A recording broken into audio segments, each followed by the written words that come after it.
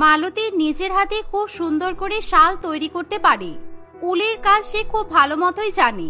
শীতের মধ্যে সুন্দর সুন্দর শাল তৈরি করতে তার জুড়ি মেলা ভার।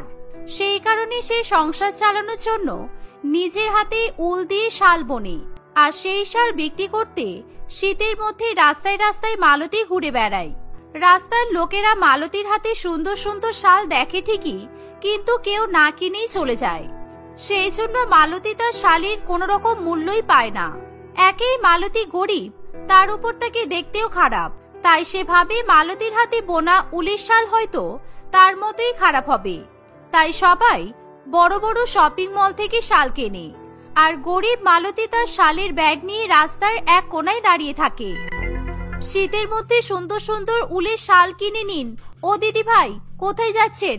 আমার কাছে খুব সুন্দর সুন্দর হাতে তৈরি উলের শাল আছে, আমার কাছে আসুন আর সুন্দর সুন্দর শাল খুব কম দামে কিনে নিয়ে যান। এরকম শাল কিন্তু আর কোথাও পাবেন না। কই দেখি একবার এই শালগুলো কেমন? লাল, নীল, হলুদ, সবুজ ছাড়া আর অন্য কোনো রঙের শাল আছে? এসব কালার খুব কমন হয়ে গেছে। তুমি আমাকে অন্য একটা ধরনের শাল দেখাও তো, আমার ইউনিক শাল পছন্দ।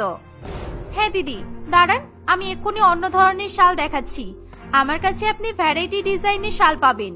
এই দেখুন, এই শালটা আমি বিশেষ করে উলের উপর কাঁথা স্টিচ দিয়ে বানিয়েছি। আপনার ফর্সা রঙের উপর এরকম শাল খুব সুন্দর লাগবে, তাই আপনি এই শালটা নিয়ে যেতে পারেন।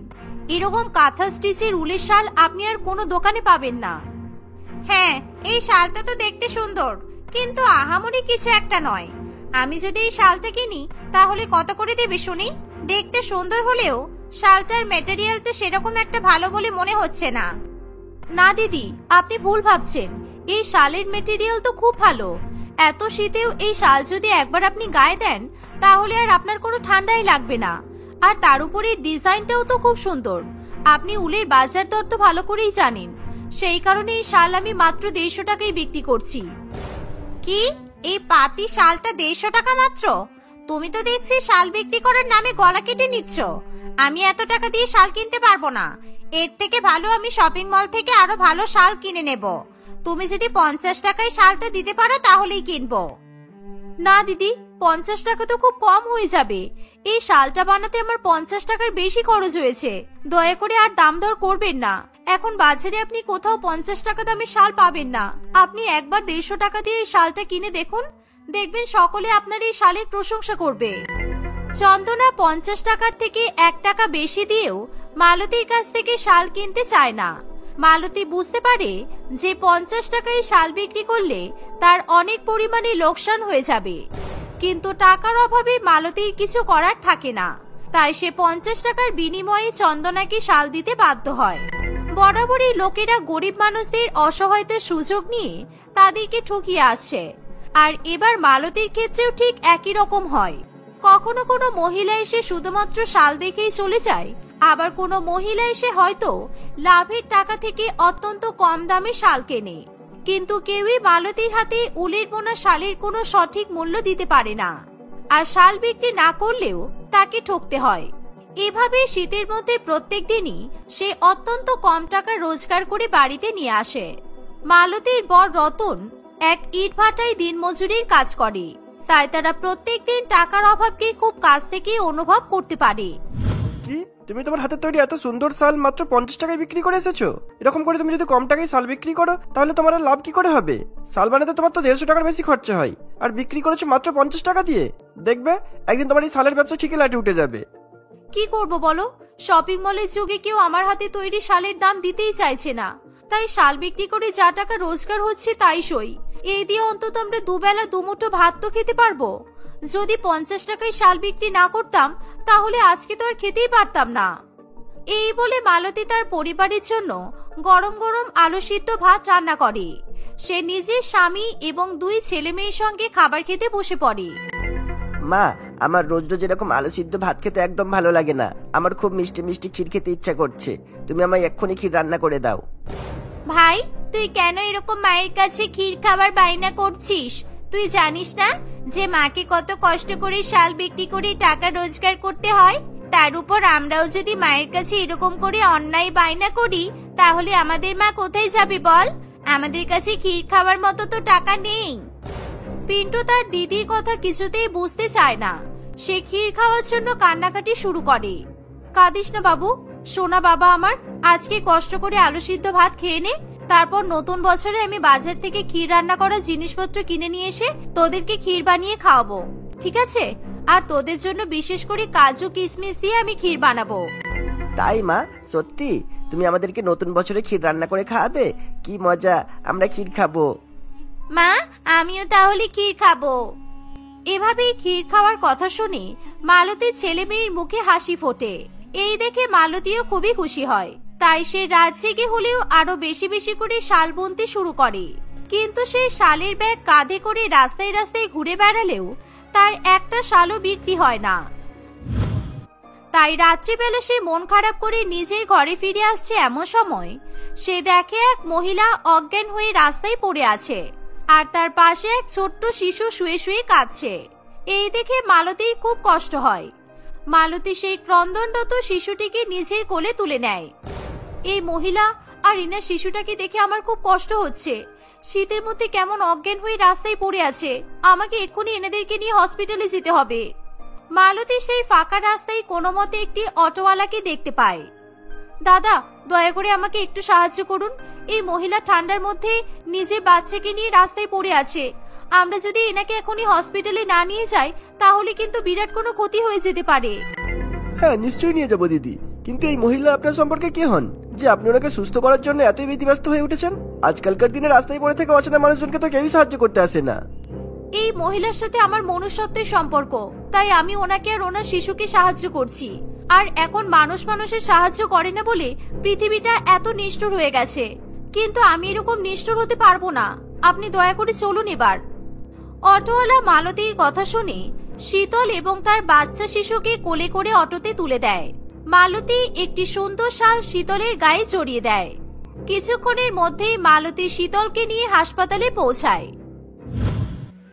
আসলে উনি অতিরিক্ত ঠান্ডার কারণে অজ্ঞান হয়ে গিয়েছিলেন, কিন্তু আমাদের হসপিটালে চিকিৎসা করার আগে মিনিমাম একটা অ্যামাউন্ট জমা করতে হয়। তাই আপনাকে সামান্য টাকা ডিপোজিট করতে হবে, তারপরেই আমি ওনার চিকিৎসা শুরু করতে পারবো। আমার কাছে কোনো টাকা নেই দিদি। কিন্তু মালতী কি করবে বুঝতে না পেরে সে নিজের হাত থেকে রূপার বালা খুলে ডাক্তারবাবুকে দিয়ে দেয়। ডাক্তারবাবু শীতলের চিকিৎসা করে তাকে সুস্থ করে তোলে। কিছুটা সুস্থ হয়ে উঠলে শীতল মালতীর কাছ থেকে তার বাচ্চাকে কোলে নেয়। সেই সময় শীতলের বর পরম হাঁপাতে হাঁপাতে হসপিটালে এসে পৌঁছায়। তুমি কিভাবে রাস্তার মাঝখানে অজ্ঞান হয়ে পড়লে? তুমি অনেকক্ষণ থেকে বাড়িতে ফিরছো না বলে আমি তোমাকে খুঁজতে বেরিয়ে পড়েছিলাম। আর আশেপাশের লোকজনেরা বললো তুমি নাকি অজ্ঞান হয়ে রাস্তায় পড়েছিলে, আর এই মহিলা তোমাকে হাসপাতালে নিয়ে এসে ভর্তি করেছে। তুমি এখন ঠিক আছো তো শীতল? হ্যাঁ, আমি একেবারে ঠিক আছি। আসলে রাস্তা দিয়ে হাঁটতে হাঁটতে হঠাৎ করে আমার মাথা ঘুরে গিয়েছিল, সেই কারণে আমি জ্ঞান হারিয়ে ফেলেছিলাম। এমন সময় শীতল দেখতে পায় তার গায়ে একটা সুন্দর শাল জড়ানো আছে। এত সুন্দর শালের কাজ দেখে তার ভীষণ পরিমাণে পছন্দ হয়। ডাক্তারবাবু শীতল এবং পরমকে মালতীর সাহায্যের কথাটাও বলে। দিদি, আপনাকে অসংখ্য ধন্যবাদ। আপনি আজকে আমাদের অনেক উপকার করেছেন। আপনি যদি সঠিক সময়ে আমাকে হসপিটালে না নিয়ে আসতেন তাহলে আমি আর হয়তো বাঁচতাম না। কিন্তু আপনি এত সুন্দর শাল কোথায় পেলেন? আমার এই শালটা কিন্তু ভীষণ পছন্দ হয়েছে। এই শালটা তো আমি নিজে উল দিয়ে বুনেছি। আপনার যদি পছন্দ হয় তাহলে আপনি আমার হাতে তৈরি করা আরো শাল দেখতে পারেন। এই দেখুন, এটা হলো কলমকারী প্রিন্টের শাল, আর আপনার গায়ে শালটা স্পেশাল উল দিয়ে তৈরি কাতান শাল। আমি আজকেই শালটা বানিয়েছি। আপনি চাইলে আমার কাছ থেকে শাল কিনতে পারেন। মালতীর কাছে বিভিন্ন রকমের শাল দেখে শীতলের খুবই ভালো লাগে। তাই শীতল তার স্বামীর কাছে মালতীর শাল কেনার জন্য আবদার করে। পরম তার বউকে সব রকমের শালই কিনে দেয়। মালতীকে পরম শালের সঠিক দাম পর্যন্ত দিয়ে দেয়। এতদিন পর মালতী নিজের হাতে তৈরি করা শালের সঠিক দাম পেয়ে কি বলবে কিছুই বুঝে উঠতে পারে না। পরম বাবু, আপনি এবার আপনার ওয়াইফকে বাড়িতে নিয়ে যেতে পারেন, আর ওনার ভালো করে খেয়াল রাখবেন যাতে উনি শীতের মধ্যে আর অজ্ঞান হয়ে না পড়েন। পরম এবং তার বউ তাদের সন্তানকে সঙ্গে নিয়ে এবং সব রকমের শাল ব্যাগে করে নিয়ে বাড়িতে চলে যায়। এতক্ষণ ধরে ডাক্তারবাবু মালতীর হাতে তৈরি করা সব রকমের উলের শালগুলো দেখছিল, ফলে তারও মালতীর হাতে উল বোনা শাল খুবই পছন্দ হয়। মালতী, আমি কিন্তু শাল ভীষণ পরিমাণে পছন্দ করি। আমি দেশের বিভিন্ন প্রান্ত থেকে শাল কিনে নিজের বাড়িতে জমাই, কিন্তু তোমার হাতে তৈরি করা শালের মতো শাল আমি এর আগে কখনো দেখিনি। এই শালগুলো আমার ভীষণ পছন্দ হয়েছে। তাই দিদি, তাহলে আপনি এই সব শালগুলো কিনে নিতে পারেন। আমি আপনাকে প্রত্যেকটা শালের উপর ডিসকাউন্ট দিয়ে দেব। না না, তোমার কাছে যা শাল আছে তাই দিয়ে আমার কিছু হবে না। আমি নতুন বছরে আমার হসপিটালের সমস্ত নার্স এবং ডাক্তারদের জন্য তোমার হাতে বোনা শাল উপহার হিসেবে দিতে চাই, আর এর জন্য তোমার কাছ থেকে আমার কোনো ডিসকাউন্টও লাগবে না। আমি তোমাকে সামান্য টাকা অ্যাডভান্স করছি, তুমি আমাকে এরকম শাল আরো অনেক বেশি করে বানিয়ে এনে দেবে, ঠিক আছে? মালতী ডাক্তার দিদির এরকম কথা শুনে খুবই খুশি হয়। সে বুঝতে পারে সে হয়তো নিজের ভালো কর্মফলের আশীর্বাদ পেয়েছে।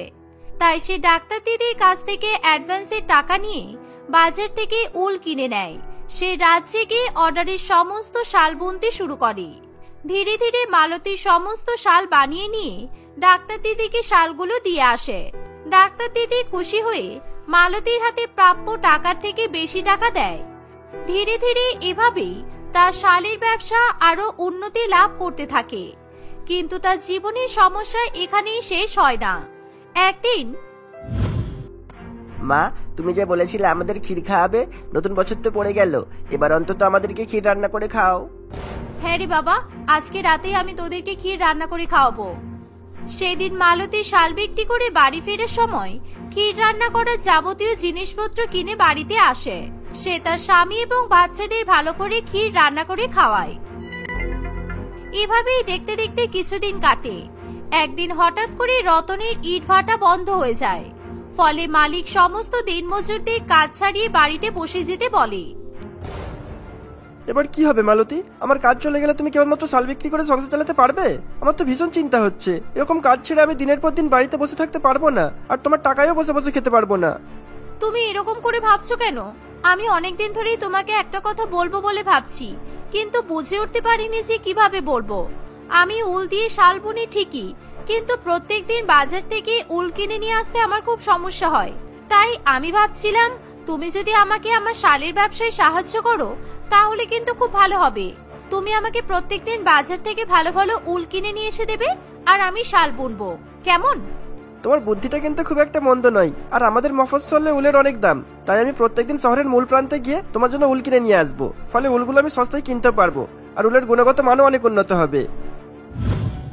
সেদিনের পর থেকে রতন প্রত্যেকদিন শহরের মূল প্রান্ত থেকে মালতীকে উল কিনে নিয়ে এসে দেয়।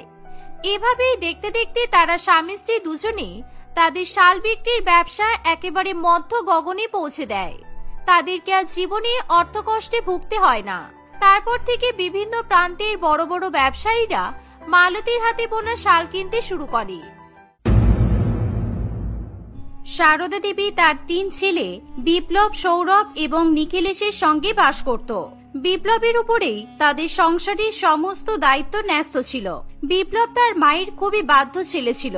অন্যদিকে সৌরভ এবং নিখিলেশ ছোটবেলা থেকেই খুবই অবাধ্য ছিল। তারা তাদের মায়ের কোনো কথাই শুনতো না। তারা দুজনে ভালো চাকরি করার পরও সংসারে কিছুতেই টাকা দিতে চাইতো না, কারণ তারা তাদের সমস্ত টাকা অন্য জায়গায় ব্যয় করত। সৌরভ, চলো না আজকে আমরা শপিং করতে যাই। অনেকদিন হয়ে গেল আমি শপিং করতে পারিনি বলে আমার মন খুব খারাপ।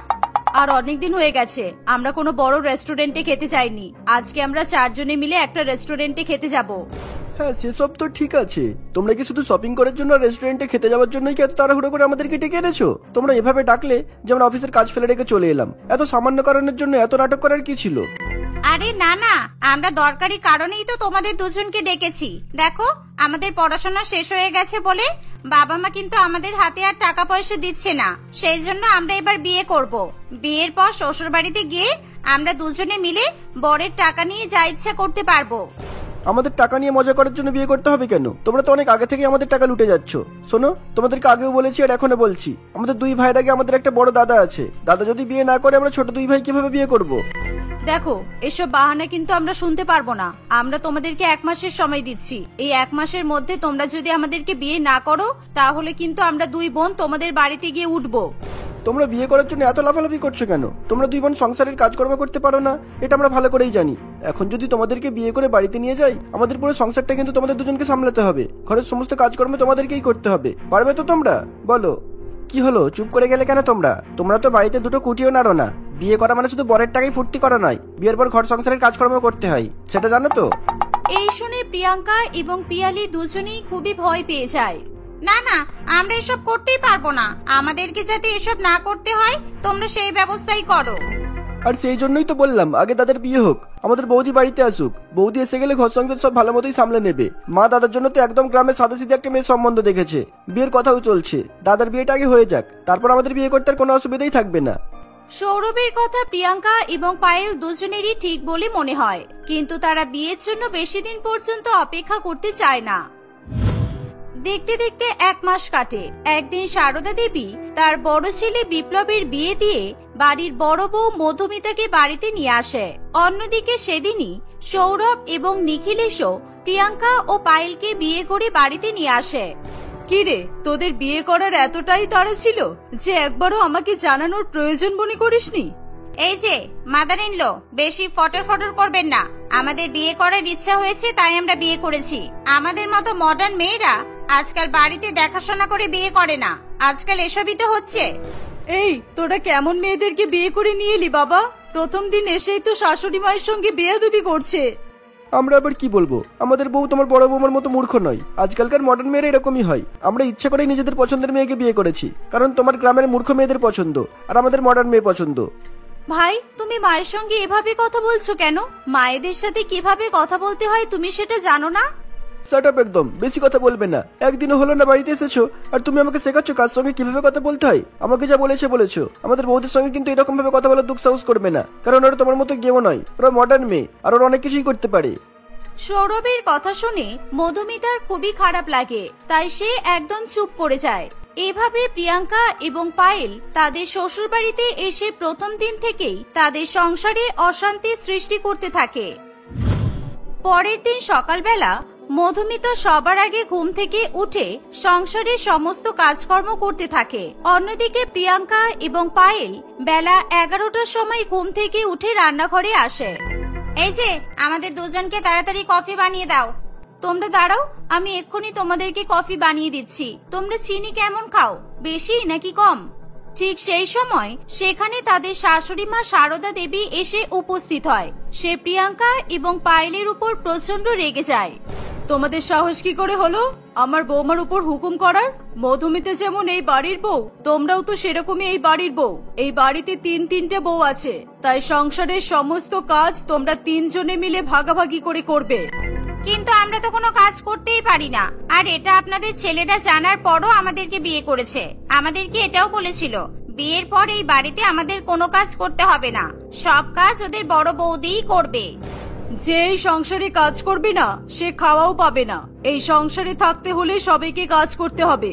কাজ করতে পারো না এ কথা তো আমি মানতে পারবো না। এত বড় ধীরে ধীরে মেয়ে হয়েছো, নিজেদের ইচ্ছায় বিয়ে করতে পেরেছো, আর সংসারের কাজ করতে পারবে না? তোমাদের এসব ন্যাকামি বন্ধ করে কাজে লেগে পড়ো। মা, আপনি এভাবে এদেরকে বকবেন না, এরা এখন অনেক ছোট। সংসার জিনিসটা কি এটা তো এখন ঠিক মতো বোঝেও না। আপনি যান, আমি এদের দুজনকে ভালো মতো রান্না বান্না করে শিখিয়ে দেব। আমি তো এই বাড়ির বড় বউ, সেজন্য আমাকে সবকিছুই মানিয়ে নিয়ে চলতে হবে। মধুমিতার কথা শুনে এবং তার ব্যবহারে সারদা দেবী খুবই মুগ্ধ হয়। সারদা দেবী সেখান থেকে চলে গেলে মধুমিতা তার 2 জাকে বলে, তোমরা দুজনে রান্না করতে পারো না ঠিক আছে, কিন্তু তোমরা দুজনে আমাকে হেল্প তো করতে পারবে। আমি রান্না করার সময় আমাকে শুধু হাতে হাতে তোমরা একটু সাহায্য করলেই হবে, বাকি সবটা আমি করে নেব। বিয়ে করার পর আমরা যে এভাবে ফেসে যাব আমরা তো ভাবতেও পারিনি। বিয়ে করে শ্বশুর বাড়িতে এসেই রান্নাঘরের কাজ করতে হবে এবার। আমরা তো বিয়ের আগে কখনো রান্নাঘরেই ঢুকিনি। মেয়েদেরকে এসব করতেই হবে গো। আমিও তো কালকেই তোমাদের মতো বিয়ে করে এলাম। আচ্ছা প্রিয়াঙ্কা, তুমি আটার কৌটোটা নামিয়ে কিছুটা আটা একটি পাত্রে রেখে দাও, আমি আটাটা মেখে নেব। আর পায়েল, তুমি কড়াইতে অল্প একটু তেল দাও তো, আমি আলুটা ভেজে নিই। মধুমিতা ইচ্ছা করে তার 2 জাকে খুবই ছোট ছোট এবং সহজ কাজ করতে বলে, যাতে তারা সেগুলো সহজেই করতে পারে। কিন্তু প্রিয়াঙ্কা এবং পায়েল সত্যি সত্যি কখনো বাড়ির কোনো কাজই করেনি। প্রিয়াঙ্কা আটার কৌটো থেকে আটা নিতে গিয়ে তার হাত থেকে আটার কৌটোটা নিচে পড়ে গিয়ে সমস্ত আটা নষ্ট হয়। অন্যদিকে পায়েলও কড়াইতে তেল ঢালতে গিয়ে 1 বোতল তেল ফেলে দেয়। তোমরা ভয় পেও না, আমি শাশুড়ি মাকে কিচ্ছু বলবো না। তোমাদেরকে আরো সহজ কাজ দিতে হবে, যেগুলো তোমরা করতে পারবে।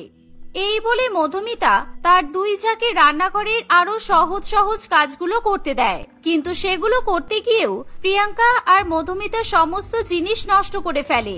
এর ফলে মধুমিতা তাদের দুজনকে ঘরে চলে যেতে বলে। 2 বোন প্রিয়াঙ্কা এবং পায়েল খুবই খুশি হয়ে নিজেদের ঘরে চলে যায়। এরকম ভাবেই সময় কাটতে থাকে। প্রিয়াঙ্কা এবং পায়েল মধুমিতাকে নানান রকম ভাবে উত্ত্যক্ত করতে চাইলেও মধুমিতা সবকিছুকে মানিয়ে নিয়ে সংসারে সবসময় শান্তি বজায় রাখার চেষ্টা করত। আর এসব প্রিয়াঙ্কা ও পায়েলের একদমই পছন্দ হতো না। আমাদের স্বামীরা বিয়ের পর কতটা বদলে গেছে। বিয়ের আগে ওদের স্যালারি সবটুকুই আমাদের হাতে তুলে দিত, আর এখন দেখ বিয়ের পর আমাদেরকে একটা টাকাও দিচ্ছে না। সব টাকা ওদের বুড়ি মায়ের হাতে তুলে দিচ্ছে। সেটাই তো, বিয়ের পর আমরা ভেবেছিলাম আমরা খুব সুখী থাকবো, কিন্তু এই বুড়িটার জন্য কিছুই হচ্ছে না। রোজ রোজ এই বাড়ির ডাল সবজি ভাত খেতে আর ভালো লাগে না। আচ্ছা দিদি, এক কাজ করলে হয় না? আমরা যদি আমাদের স্বামীদের সঙ্গে ঝগড়া করে এই সংসারটা আলাদা করে নিই তাহলে কেমন হয়? তুই কিন্তু খুব ভালো আইডিয়া দিয়েছিস। ঘর সংসার সম্পত্তি সমস্ত কিছুই আমরা আলাদা করে নেব। তারপর আমাদের স্বামীদের টাকায় শুধুমাত্র আমাদেরই অধিকার থাকবে, আর আমরা যা ইচ্ছা করতে পারবো। এমনই চিন্তা ভাবনা করে প্রিয়াঙ্কা এবং পায়েল সৌরভ ও নিখিলেশের সঙ্গে ঝগড়া ঝামেলা করতে শুরু করে। শেষ পর্যন্ত সারদা দেবী 3 ছেলের মধ্যে সবকিছু ভাগ করে দিতে বাধ্য হয়। প্রিয়াঙ্কা এবং পায়েল কিছুতেই রান্নাঘরটা মধুমিতাকে দিতে চায় না। মধুমিতা তার 2 জায়ের সিদ্ধান্ত মেনে নিয়ে রান্নাঘরটা তাদেরকে দিয়ে দেয়। সেই সাথে তারা 2 বোন তাদের শাশুড়ি মায়েরও কোন রকম দায়িত্ব নিতে অস্বীকার করে। মধুমিতা তার শাশুড়ি মাকে নিয়ে আলাদা হয়ে যায়। মধুমিতা এখন তার ঘরের মধ্যে রান্নার কাজটা সারে। প্রিয়াঙ্কা এবং মধুমিতা যেহেতু কোনো রান্না বান্না করতে পারতো না, তাই তারা প্রত্যেক দিনই বাইরের খাবার অর্ডার করে খেতে থাকে। তোমরা এইভাবে প্রত্যেকদিন বাইরের খাবার অর্ডার করে টাকাগুলো নষ্ট করছো, আর ডেলি তোমরা শপিং করতেও যাচ্ছ কেন? তোমরা কবে বুঝবে বলো তো? আলাদা হওয়ার পরেও তো দেখছি সুখ নেই। দেখো, তোমরা তোমাদের বুড়ি মায়ের মতো আমাদেরকে দমানোর চেষ্টা করবে না। বিয়ের আগে কি বলেছিলে সব ভুলে গেছো? আমরা দুজনে রান্না করতে পারি না, তাই বাইরের খাবারই তোমাদেরকে খেতে হবে। সৌরভ এবং নিখিলেশের আর কিছু বলার থাকে না। এরকম ভাবে 3 মাস কাটে। প্রত্যেকদিন বাইরের খাবার খেয়ে সৌরভ এবং নিখিলেশের শরীর প্রচন্ড খারাপ করে। এমনকি তাদের বেশ কিছুদিন হসপিটালে ভর্তি থাকতে হয়। ডাক্তারবাবু তাদেরকে স্পষ্টভাবে জানিয়ে দেয় তারা যাতে বাইরের খাবার কোনো রকম ভাবে না খায়। এর ফলে প্রিয়াঙ্কা এবং পায়েল খুবই বিপদে পড়ে। হা করে কি দেখছো তোমরা? বাইরের খাবার খাইয়ে খাইয়ে তোমাদের জন্য আমরা অসুস্থ হয়ে পড়েছি। তোমাদের জন্য বিছানা থেকে উঠে দাঁড়ানোর মতো ক্ষমতা পর্যন্ত আমার নেই। যাও, আমাদের জন্য ভালো ভালো খাবার রান্না করে নিয়ে এসো। কিন্তু আমরা রান্না কি করে করব? আমরা তো কিছুই রান্না করিনি কখনো। বিশ্বাস করো, আমরা এসব রান্না বান্না করতে পারবো না। তাহলে বাইরের খাবার খাইয়ে আমাদেরকে মেরে ফেলো। আদমর তো করেই দিয়েছো। রান্না করতে পারি না বললে তো আর চলবে না। তোমরা নাকি মডার্ন মেয়ে, সব দিক থেকে মডার্ন হতে পেরেছো, কিন্তু ইউটিউব দেখে কিংবা অনলাইনে রেসিপি দেখে রান্না বান্না করাটা তোমরা শিখতে পারছো না। সৌরভের কথা শুনে প্রিয়াঙ্কা এবং পায়েল রান্নাঘরের দিকে যায়। দুজনেই ঘন্টার পর ঘন্টা ফোনে নানান রকমের রেসিপি ভিডিও দেখতে থাকে। কয়েকটা রেসিপি তাদের খুব সহজ বলে মনে হয় এবং তারা রান্না করার জন্য গ্যাস ওভেন জ্বালাতে চায়। কিন্তু তারা এর আগে কখনো গ্যাস ওভেন জ্বালায়নি বলে তারা জানতো না কিভাবে ওভেন জ্বালাতে হয়। কিরে পায়েল, এই ওভেনটা তো কিছুতেই জ্বলছে না। এই দেখ, ওভেনের পাশে কেরোসিন তেল রাখা আছে। আমার মনে হয় এই কেরোসিন তেল দিয়েই ওভেনটা ধরাতে হয়। জানিস, তুই দেশলাইটটা জ্বালা, আমি কেরোসিন তেলটা ঢালছি। প্রিয়াঙ্কা এবং পায়েল কেরোসিন তেল দিয়ে গ্যাস ওভেন ধরাতে গিয়ে পুরো রান্নাঘরেই তারা আগুন ধরিয়ে ফেলে। চারিদিকে দাও দাও করে আগুন জ্বলতে দেখে 2 বোন ভয়ে বাইরে বেরিয়ে যায়। অন্যদিকে রান্নাঘরের পাশের রুমেই তাদের অসুস্থ স্বামীরা শুয়েছিল। সৌরভ এবং নিখিলেশ আগুন দেখে খুবই ভয় পেয়ে যায়। তাদের অসুস্থ শরীর নিয়ে রান্নাঘরের আগুন পেরিয়ে বাইরে বেরোতে পারে না। প্রিয়াঙ্কা, পায়েল, তোমরা আমাদেরকে বাঁচাও, দয়া করে আমাদেরকে বাঁচাও। আমাদের এখান থেকে বের করো, তা না হলে আমরা মরে যাব। না বাবা, আমরা তোমাদেরকে বাঁচাতে পারবো না। তোমাদেরকে বাঁচাতে গিয়ে তো আমরাই মরে যাব। ঠিক এমন সময় মধুমিতা সেখানে এসে কোনো কিছু চিন্তা ভাবনা না করেই সৌরভ এবং নিখিলেশকে বাঁচানোর জন্য ঝাঁপিয়ে পড়ে। সে দুটো মোটা মোটা কম্বল নিয়ে তাদেরকে কোনো রকমে বাইরে বের করে নিয়ে আসে। তাদের জীবন বাঁচাতে গিয়ে মধুমিতার হাত পায়ের বেশ কিছুটা অংশ পুড়ে যায়। এই দেখে সৌরভ এবং নিখিলেশ তাদের ভুল বুঝতে পারে। বৌদি, আমাদেরকে ক্ষমা করে দাও। এতদিন পর আজকে আমাদের চোখ খুলে গেছে। এই দুই ডাইনি দুটোকে বিয়ে করে আমরা খুব ভুল করেছিলাম। ওই ডাইনি দুটো আমাদের সংসারটা পুরো তছনছ করে দিল। ওদের সাথে আমরা আর কোনো মতেই সংসার করব না। সৌরভ এবং নিখিলেশ প্রিয়াঙ্কা ও পায়েলকে ডিভোর্স দিয়ে দেয়। 2-1 বছর পর সারদা দেবী এবং মধুমিতা দুজনে মিলে খুবই ভালো সংস্কারী মেয়ে দেখে সৌরভ এবং নিখিলেশের বিয়ে দেয়। এভাবেই তারা সবাই মিলে হাসি খুশি বসবাস করতে থাকে।